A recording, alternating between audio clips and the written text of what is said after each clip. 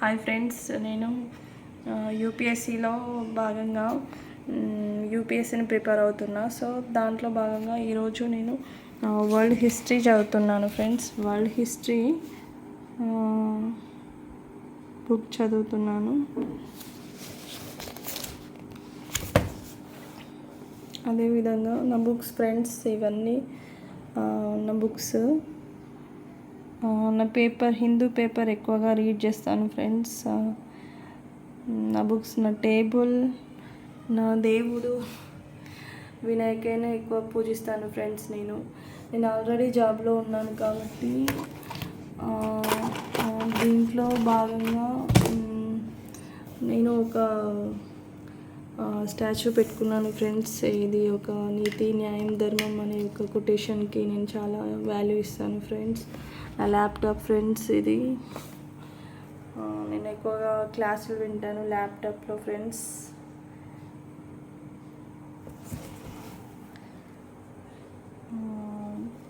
ఇప్పుడు రీడ్ చేస్తుంది మన యొక్క world history. Basically world history అనేది ఫ్రెండ్స్, ఆ రోజుల్లో దాదాపు ఒక ఇటలీ కావచ్చు, ఫ్రాన్స్ కావచ్చు, రోమ్ కావచ్చు,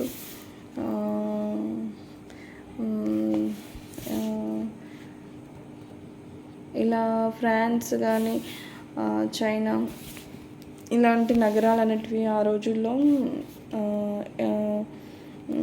వరల్డ్ హిస్టరీని క్రియేట్ చేశాయి ఫ్రెండ్స్. వాళ్ళు కొన్ని వార్స్ని క్రియేట్ చేశారు.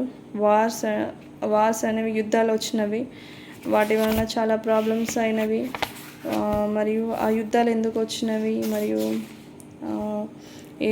అసలు మన ఎకనామికల్ కండిషన్ ఏ విధంగా ఉన్నాయి, మన టెక్నాలజీ పరంగా ఏ విధంగా డెవలప్మెంట్ చెందాము, మన ఫుడ్ ప్రాసెస్లో ఏ విధంగా ఉన్నామని చెప్పేసి వరల్డ్ హిస్టరీ అనేది మనకు ఆ రోజుల్లో జరిగినటువంటి విషయాలను క్లుప్తంగా వివరిస్తుంది ఫ్రెండ్స్.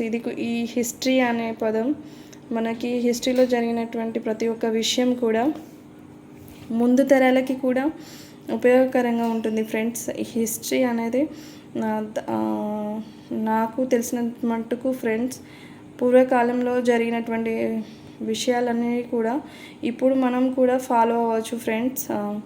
మంచి కోసమై అప్పుడు చేసిన పనులని ఇప్పుడు మనం చేసి, ఇంకా అందులో కొత్త ఇన్నోవేటివ్ చేసి ముందుకు వెళ్ళడానికి ఈ హిస్టరీ అనేది మనకు ఒక భవిష్యత్ నిర్ధారకంగా పనిచేస్తుంది మనకు ఫ్రెండ్స్. దీన్ని అందరూ గమనించాలి ఫ్రెండ్స్. నాకు యూపీఎస్సీ అనేది చాలా నేర్పుతుంది ఫ్రెండ్స్. ప్రతి ఒక్క విషయం చాలా నేర్చుకుంటున్నాను. దీని ద్వారా చాలా సొసైటీకి మార్పులు తీసుకురావాలి, సొసైటీకి ఏమైనా చేయాలని నేను కోరుకుంటున్నాను ఫ్రెండ్స్. ఈ వీడియో అందరూ తప్పకుండా గమనించాలని కోరుకుంటున్నాను ఫ్రెండ్స్.